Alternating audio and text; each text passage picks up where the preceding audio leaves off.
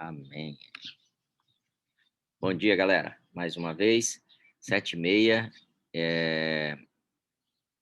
Falando da reunião de ontem, foi uma reunião bem especial, um pouco difícil para todos nós, porque é uma reunião que trabalhou muito o nosso interior, motivação, a maneira que a gente está levando as coisas.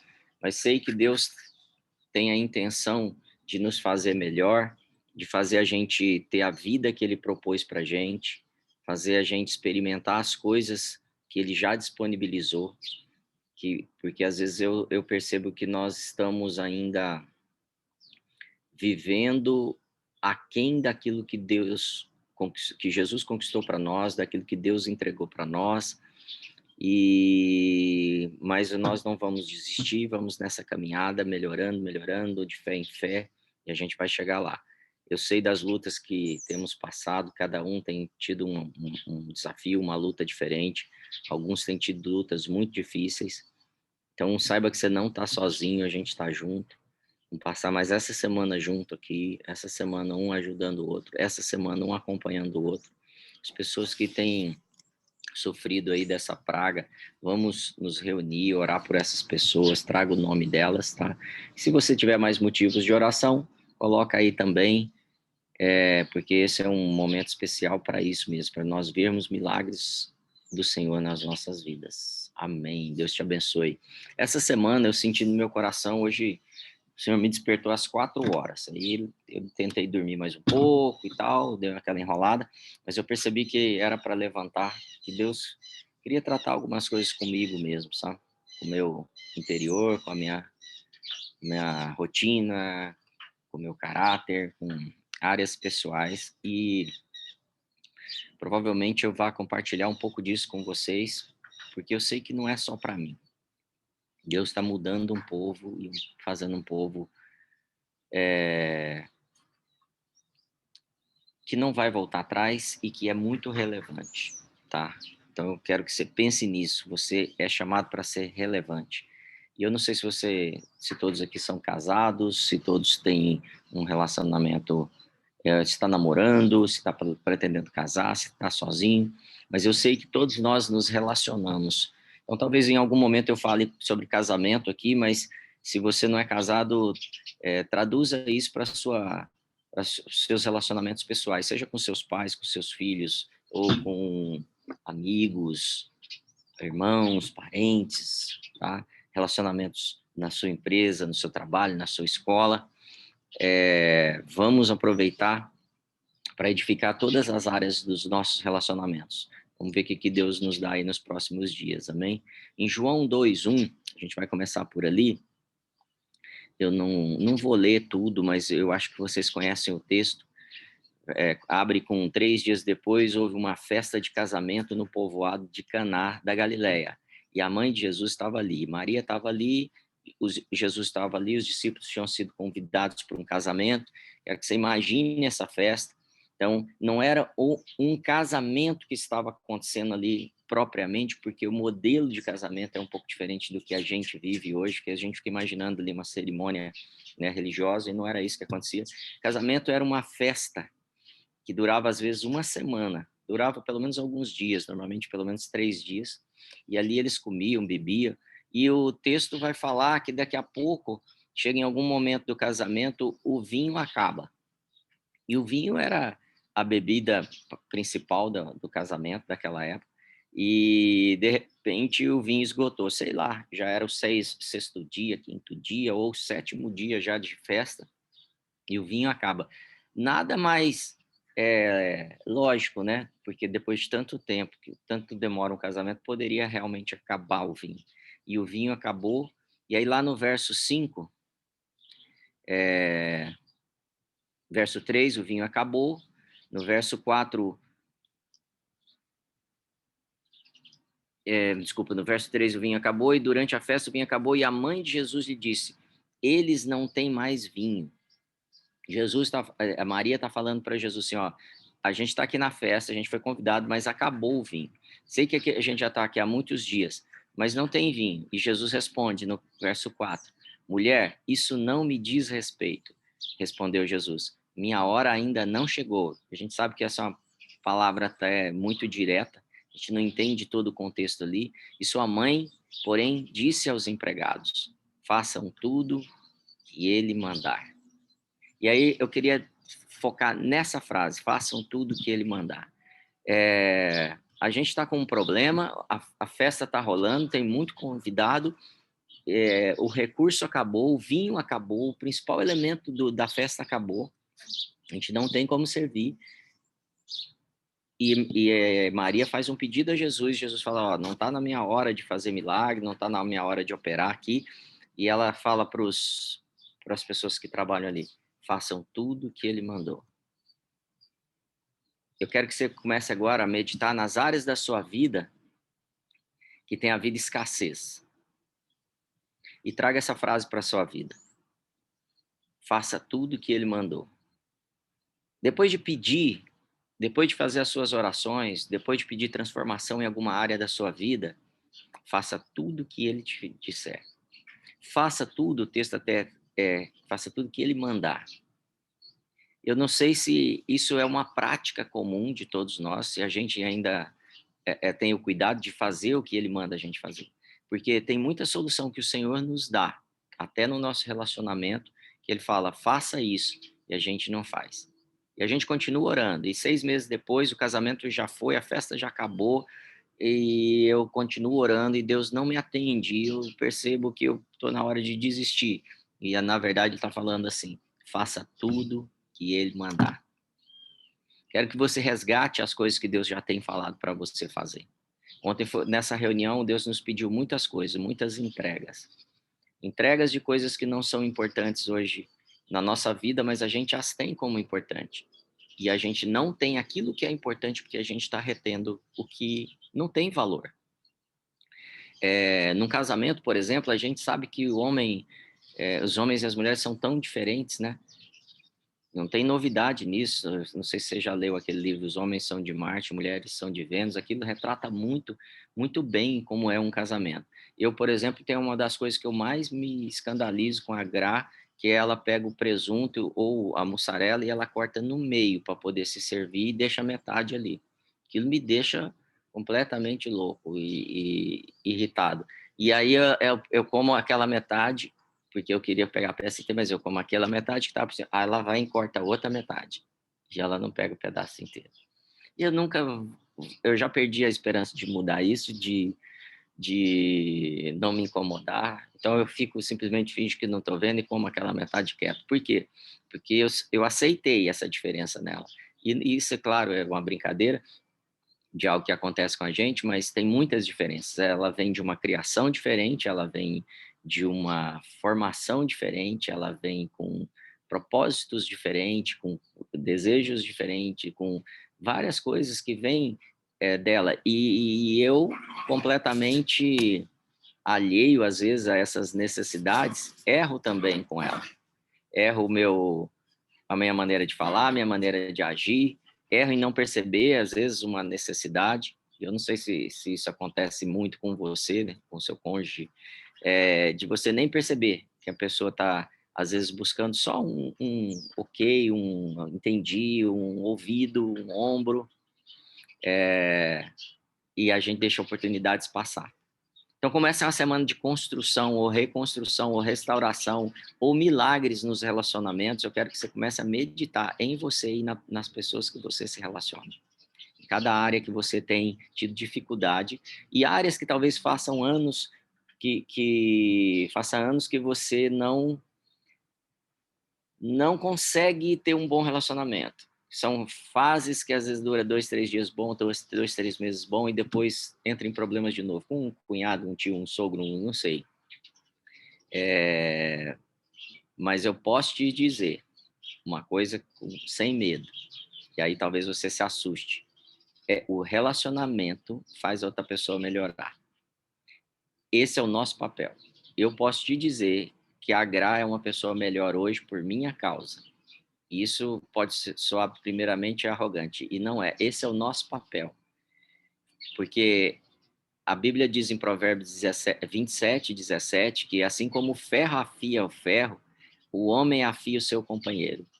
esse é o nosso papel. O casamento também tem esse papel. E se sua esposa não está melhor, ou seu marido não está melhor nos últimos anos, você tem a responsabilidade de exercer esse papel, de melhorar o seu cônjuge, de melhorar o seu colega de trabalho, de melhorar o seu patrão, de melhorar os seus filhos, de melhorar o seu pai. E isso exige da gente tanto esforço quanto sabedoria. Eu preciso parar para pensar na pessoa, eu preciso parar para meditar no que ela está, o que não está bom. Não adianta só ficar falando, mas você é ruim nisso, ou você é ruim naquilo. O que o ferro faz é tratar, é todo dia estar junto e ali afiar ali aquela área que precisa ser afiada.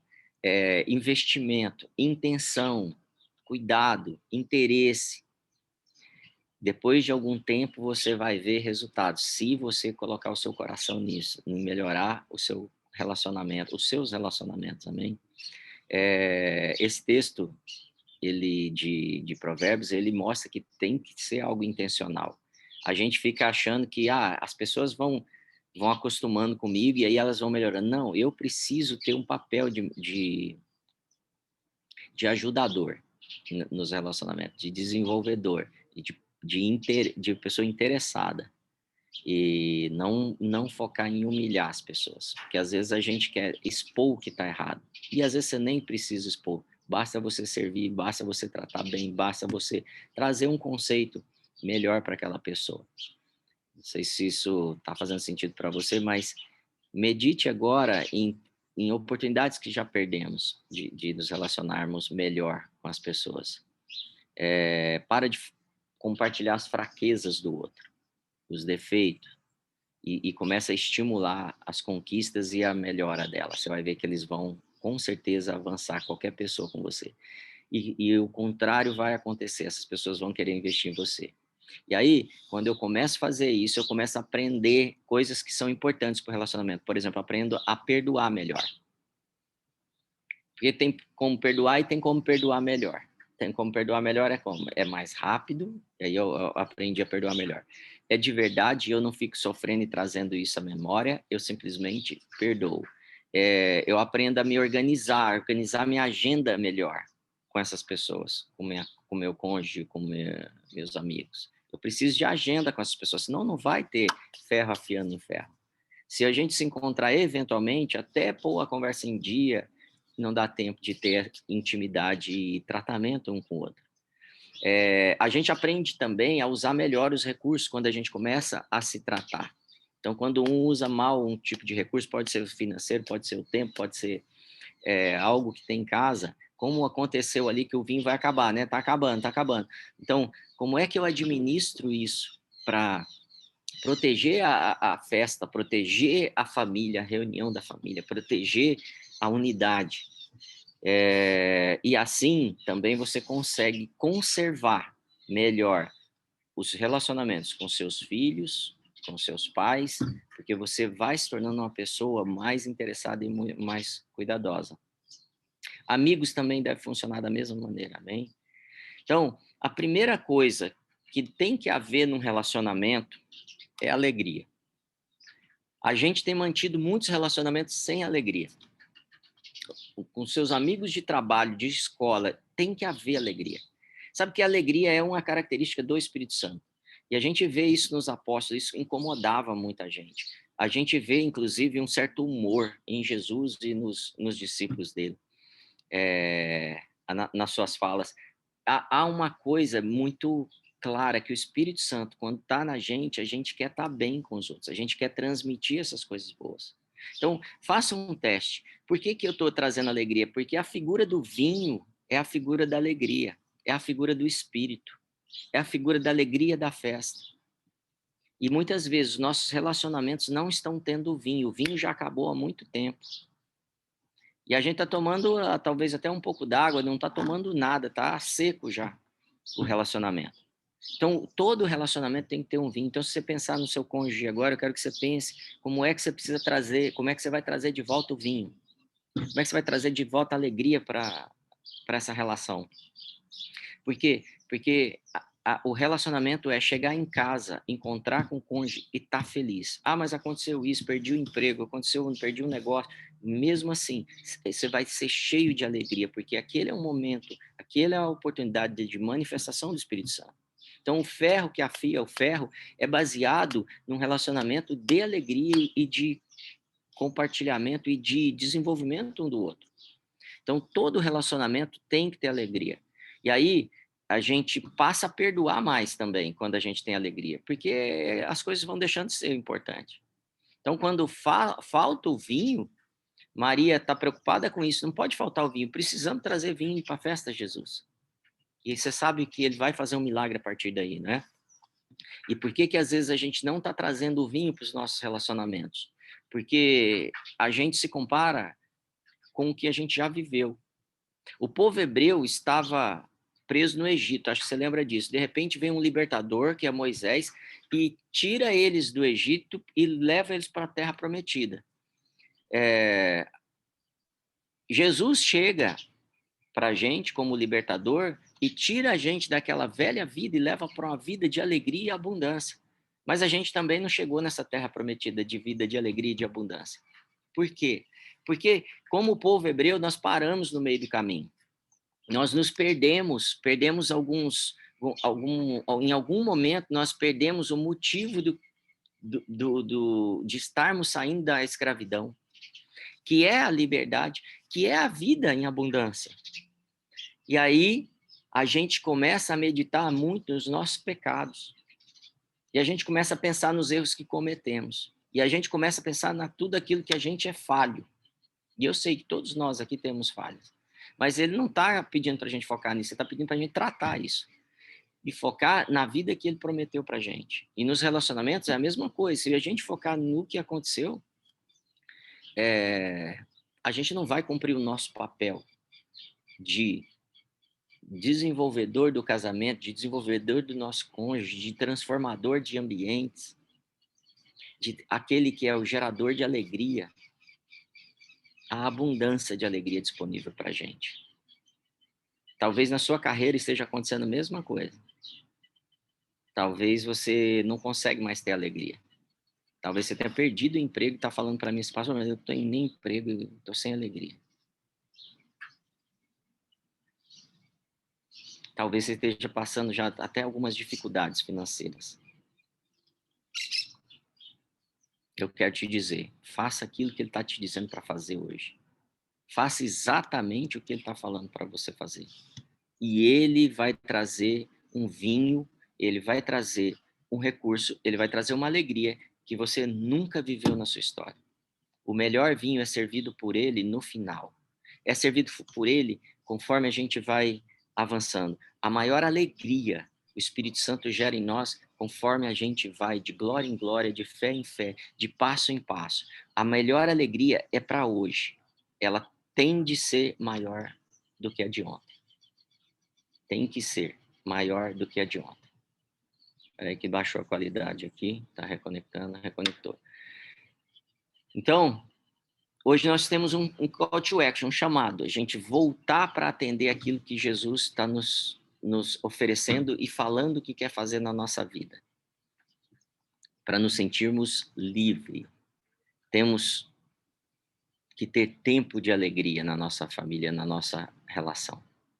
A gente comprou esses dias aqui uns jogos, voltamos a jogar joguinhos, sabe, de tabuleiro. Porque para estar mais junto, para rir mais junto, para provocar, é um elemento que a gente trouxe. Não dá para ficar assistindo televisão, ficar assistindo Netflix. Isso não tem ajudado a gente. E às vezes a gente teve um tempo que a gente, vamos assistir um filme, vamos assistir. E era bom, mas passou. Aquilo começou a não trazer mais alegria. A gente quer viver outra coisa. E aí a gente passou um tempo de atividades físicas. Agora a gente está fazendo jogos. Por quê? Para poder interagir e afiar mais ainda esse ferro com ferro e a gente se encher da alegria do Espírito Santo. E é isso que o Espírito Santo está nos pedindo para fazer hoje. Então, a primeira lição é que o vinho é gerado com o que temos disponível. É a primeira lição que eu queria te deixar. O que eles tinham disponível lá? Água. O que a gente tem de disponível aqui em casa? Talvez um joguinho. Talvez a oportunidade de fazer almoço junto. Talvez a oportunidade de limpar a casa junto. Talvez a oportunidade de fazer uma caminhada junto. Então, o que você tem disponível hoje é o que o Espírito Santo está me cobrando e está dizendo para você também. Tem água? Então pega água. Pega as jarras lá, pega a água e nós vamos transformar isso. O Espírito Santo vai transformar o que você tem em um ambiente de alegria. O favor do Senhor gera os milagres e transforma isso num bom vinho na sua família, no seu relacionamento, no seu trabalho. Você não precisa mais do que um pouco de recurso. A história da viúva, quando ela tem que pagar o resgate dos filhos dela, e ela fala com o profeta só pergunta para ela, o que você tem em casa? Pode ter certeza, o Espírito Santo vai multiplicar o que você tem e vai fazer isso avançar. O que você tem? Um emprego pequeno, um salário pequeno, uma oportunidade pequena, talvez de um trabalho? Valorize isso, não despreze esse pequeno começo. E o Senhor vai te levar num nível muito, muito, muito maior. A segunda lição é que nunca é tarde. Então, a primeira lição é o que você tem em casa. A segunda lição é que nunca é tarde. Não olhe para os erros que cometeu. Talvez você me diga, mas já tem 40 anos de relacionamento, a gente teve problema a vida inteira. Eu sei, talvez lá atrás, em algum momento, o vinho acabou. Mas agora, traga isso à tona, traga isso para a mesa do Senhor. Fala, Senhor, eu preciso de um milagre agora. Eu preciso restaurar o relacionamento com meu pai, com a minha mãe, com os meus filhos. Eu preciso voltar ao tempo de alegria. Então, aproveite. E faça isso que ele está mandando você fazer. Crê que não é tarde demais. Crê que é tempo de resgatar seu casamento, seja lá o que for. Tudo pode ser transformado através da nossa fé. Tudo pode ser transformado através das atitudes que a gente vai tomar de fé. E esse é o tempo, eu creio. Deus vai transformar famílias em famílias poderosas nesses dias. Por quê? Porque ele precisa de referência na terra para manifestar a glória dele através das famílias, através dos casamentos, através da criação de filhos, através de todas as áreas que o Espírito Santo quer agir e ser manifesta aqui na terra. Então, valorize isso. E a última lição, ela é meio repetida, mas eu queria trazer isso para a gente fixar. Faça tudo que o Espírito Santo te disser. Não faça metade. Não faça parte. Fale tudo que o Espírito Santo te falar para as pessoas que estão perto de você. Se for pedir perdão, se for falar eu te amo, se for para dar um abraço, se for para falar eu estou aqui para te servir, se for para falar vou fazer de novo, vou fazer o que você precisa. Eu não sei o que o Espírito Santo está te pedindo hoje para restaurar o seu relacionamento, mas faça tudo, porque ele é sábio, ele é poderoso e ele conhece as intenções do coração. Ele conhece, ele prescruta a mente de Deus e ele prescruta o seu coração e ele sabe o que está ali, ele sabe como resolver cada situação e transformar isso em um ambiente de alegria, do melhor vinho, do melhor prazer, da melhor fase da sua vida. A melhor fase da nossa vida não é o que a gente passou. Talvez você tenha tido uma carreira muito boa lá atrás, umas finanças muito boas, um casamento muito bom e e teve um problema com o divórcio. Mas eu quero te dizer, o melhor momento começa a partir do time que eu decido fazer aquilo que o Espírito Santo quer que eu faça. Fazer tudo aquilo que ele mandar. E aí, toda escassez, como aconteceu no vinho, naquele casamento em Caná, é transformado em abundância, é transformado em milagre, é transformado em alegria. Quero repetir, se você não assistiu o fio de ontem, o culto de ontem, assista. O Senhor quer tratar os nossos corações e nossa mente para pensar assim, como gente feliz, como gente alegre, não mais como aqueles que são acusados do que erraram, do que não fizeram, do que fizeram de errado. É impossível a gente ser feliz se a gente pensar como fracassado, mesmo que a gente tenha fracassado. É impossível usufruir da liberdade que ele já nos deu se nós pensarmos como pecadores ainda, ficarmos nos acusando como pecadores. Por isso que Romanos 12:2 vai te falar para renovar a sua mente, para ser transformado a partir dessa renovação dessa mente. Esse é o tempo. E aí, por último, eu quero abrir em Romanos 6:2, que diz o seguinte: de maneira nenhuma, os que morremos para o pecado, como podemos continuar vivendo nele? Então, Paulo está falando assim, nós já morremos para o pecado, nós não vivemos mais nisso. Nossa mente agora é na felicidade, no vinho novo, naquilo que o Espírito Santo quer fazer para a nossa vida. E eu sei que quando a gente peca, a gente fica frustrado mesmo, mas a gente não pode permanecer se acusando, vivendo uma vida de deserto e de escassez. O Espírito não quer que eu viva só um pedaço da minha vida, a fase fracassada. Ele quer que eu viva a vida em abundância que ele está propondo a partir do milagre, a partir da mudança que ele faz em mim. E eu preciso crer hoje no que ele está falando. E no verso 11 de Romanos 6 diz assim: da mesma forma, considerem-se mortos para o pecado, mas vivos para Deus em Cristo Jesus. Da mesma maneira que você tem que se ver hoje como morto para o pecado, veja também seu cônjuge, veja também seu amigo, seu irmão, seu pai, seu filho, as pessoas que você não tem conseguido ter relacionamento porque você tem trazido os erros delas, os pecados dela à tona. Esse é um tempo da gente ser transformado da maneira que a gente se vê e da maneira que a gente vê os nossos relacionamentos, as pessoas próximas de nós também. E aí sim, nós experimentaremos a glória do Senhor no nosso casamento. Nós experimentaremos em todas as áreas da nossa vida, nossa carreira. Então, aproveite essa semana. Essa semana nós vamos trabalhar muito essa questão de relacionamento. O Espírito Santo quer bons, sólidos relacionamentos. E eu estou te convidando para isso. Mas, antes de tudo, a primeira e a terceira lição, ela voltou, né? A terceira lição é: faça tudo o que ele tem te mandado. Não mude, não adapte, não crie uma alternativa. Seja corajoso ou corajosa. Procure as pessoas que você precisa consertar algo, ou pedir perdão, ou perdoá-las. Faça a diferença. Traga uma palavra afável, amigável, e você vai ver que a sua relação vai mudar. Não cobre aquilo que não tem mais motivo de ser cobrado. É um tempo de alegria, de vinho novo na sua vida. E só pode receber o vinho novo aquele que está sendo transformado como um odre novo. Abra mão da escassez de alegria na sua casa. Esse não é um tempo mais de escassez. Peça para ele fazer esse milagre e ele vai fazer, amém? Quero orar por você agora. Em nome de Jesus, eu abençoo sua vida com um tempo novo de relacionamento, que a sua fé seja ativada poderosamente e que você enxergue o valor no que você tem em casa, nas pessoas que você tem em casa, e que ali seja multiplicado o bom vinho, a alegria, os bons relacionamentos, e que cada vez mais o seu tempo, os seus amigos, o seu cônjuge, os seus filhos sejam fontes de alegria para você, porque você vai ser um transformador de atmosferas e de ambientes onde você estiver. Eu declaro palavras de sabedoria na sua mente. Eu declaro que seu coração seja quebrantado para que você possa falar com as pessoas da forma mais amável possível, para que elas possam receber o amor de Cristo que é em você. E a partir daí, sua relação seja como um vinho novo,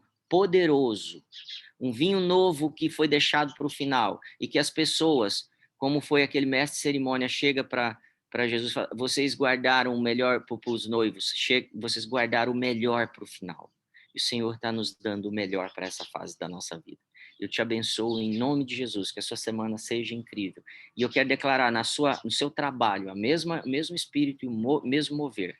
Você será buscado por muitas pessoas por ser uma pessoa que emana o cheiro de Cristo, que emana, né, o cheiro de Cristo, que as pessoas percebem a alegria de Cristo em você.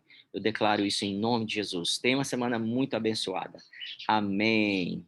Amém, queridos. Eu peguei todo o tempo hoje. Alguém tem algum motivo de oração? Me ajuda aí.